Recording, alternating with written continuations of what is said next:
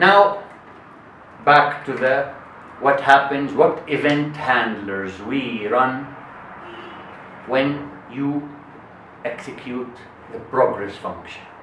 Okay? Let's say we have, as before, from new to being revised, the action is called revise, and you want to do some stuff on this. I allow you to do the following. The minute you press progress, and I check that you have access to and you can follow this path and all this stuff, and I show you that path to follow, and you say progress, then I pass control to you. And I say, before I run, I allow you to put some events on the event handler that's called before progress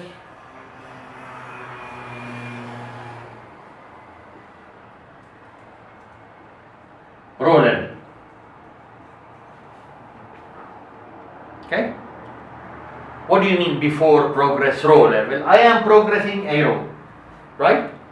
But don't forget that this row is a parent. This row is a parent.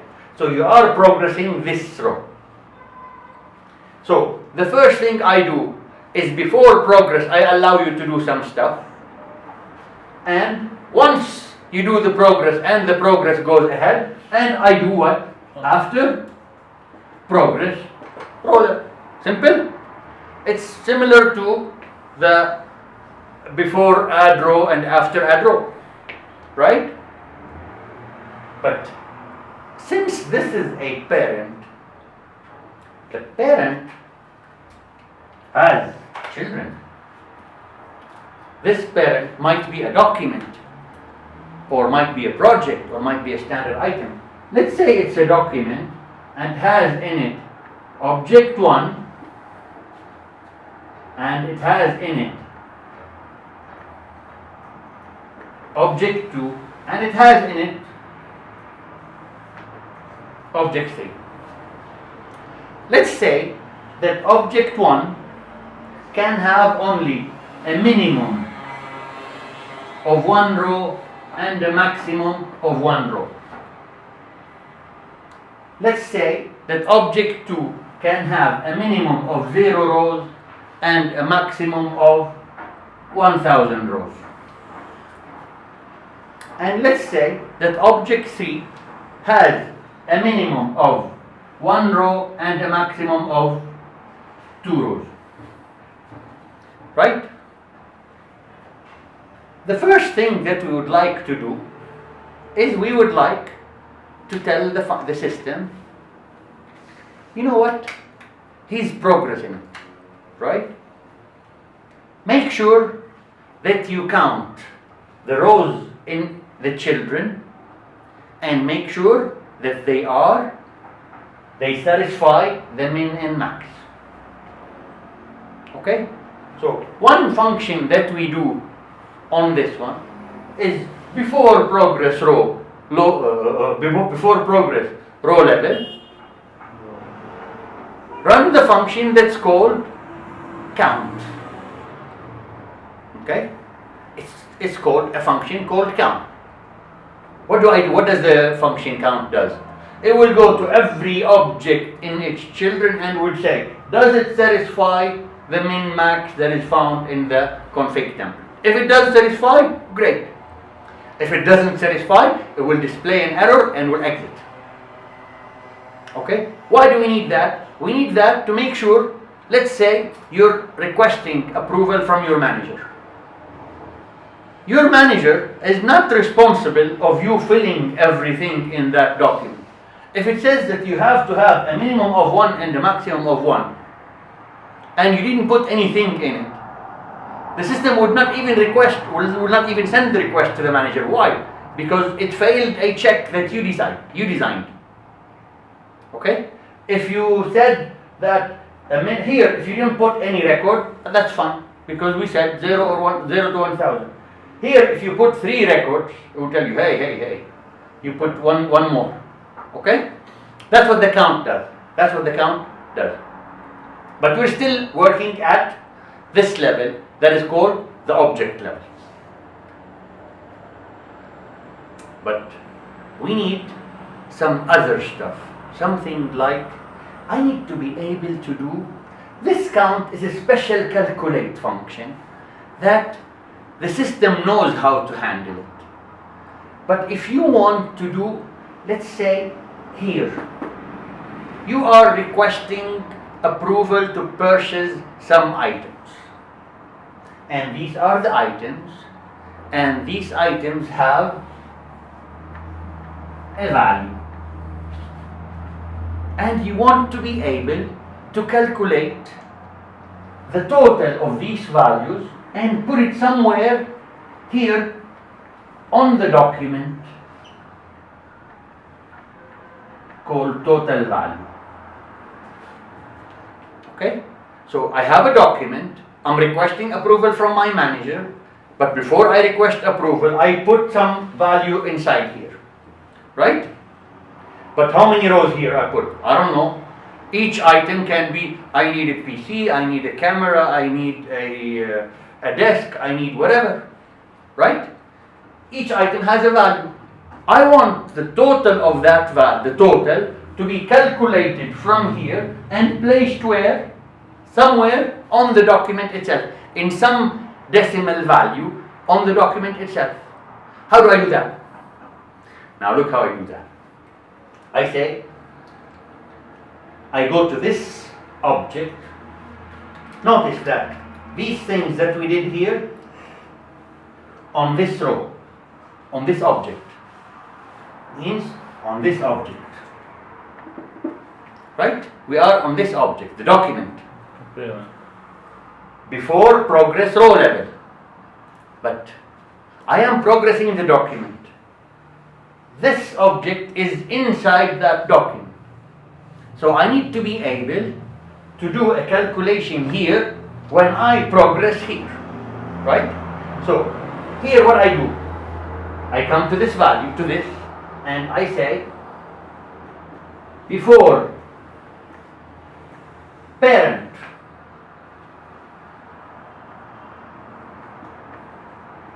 progress. Okay? Before parent progress. Means when the parent progress, do that. Called object level.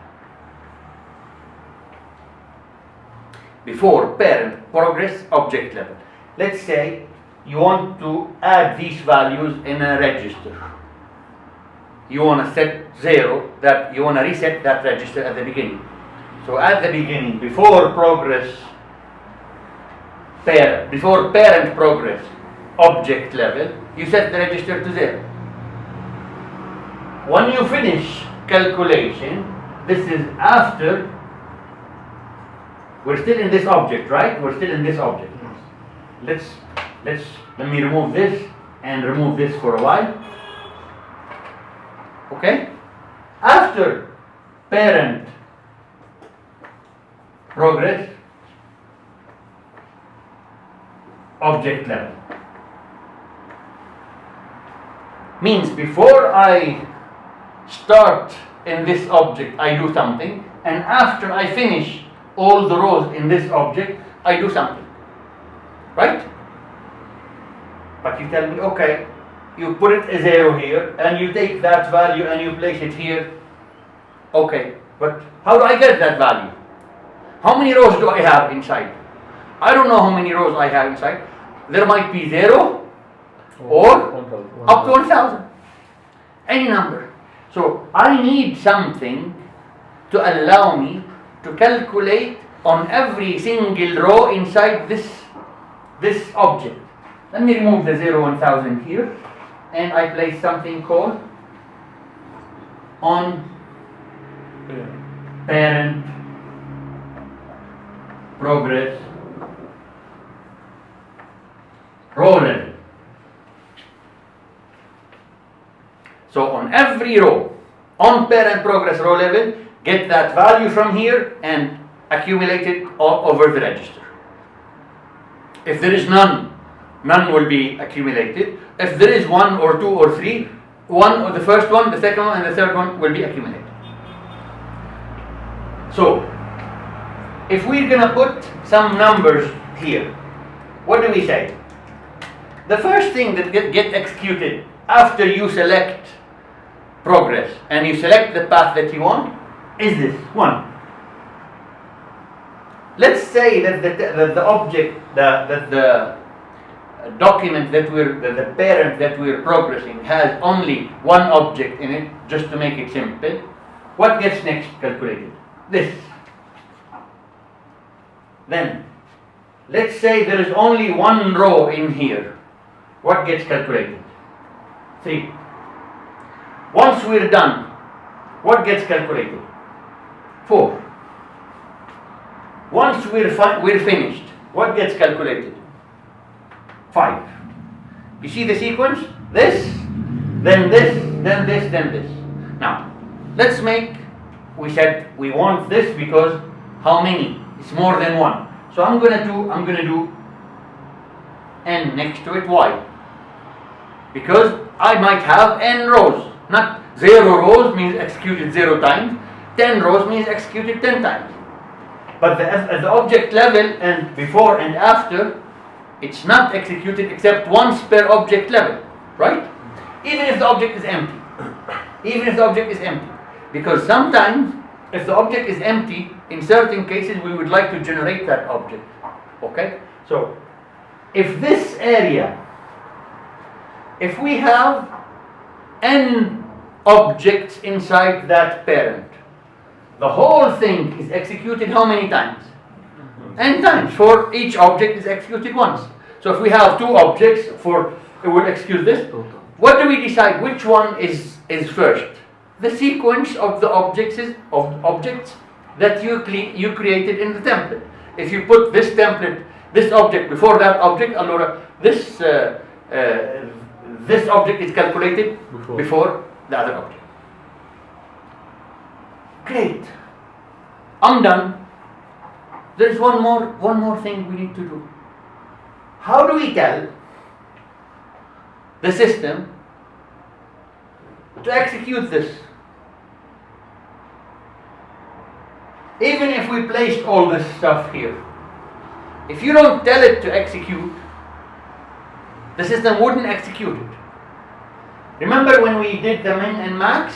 We said we run the function that's called status count on this object before progress row. Well, we need to do something on this object that's called status calculate. Okay? So, on the before progress row level, you run the function status calculate. The status calculate function, what does it do? It will go, it will do the 1, then we'll do the 2, then we'll do the 3n, then we'll do the 4. It will repeat it n times depending how many objects. When it's done, it will do the 5. Okay? Once it's done, it stores, it saves whatever you did to the database. Okay? Now, this is very important. Another thing, I said one thing to remember, there are 2 things, I lied. One more thing to remember. Since this is very nice, and since you need it one time to calculate, one time to discount, one time to do some other stuff, okay? We need different calculates. Different calculates. What are the different calculates? When you create this, there is something before progress A row level and after progress A row level. Before parent progress A object level and after parent progress A object level. And on parent progress A row level. Okay? Then you could say, if we tag these all with an A, you could say calculate A. It will calculate the A's. if you have, for example, not an A, but something else like, guess what? We have from A to Z. You can have 27 different types of calculation. Okay? If you could say, usually we use this letter as the first character of the letter of the action that we're doing. So if we're revising, usually we say calculate R. Just for us, we could call it anything that you want to, but for us to make sure that we are consistent, to be able to know what is calculated when you do that. So the R will calculate the R and all. Thank you.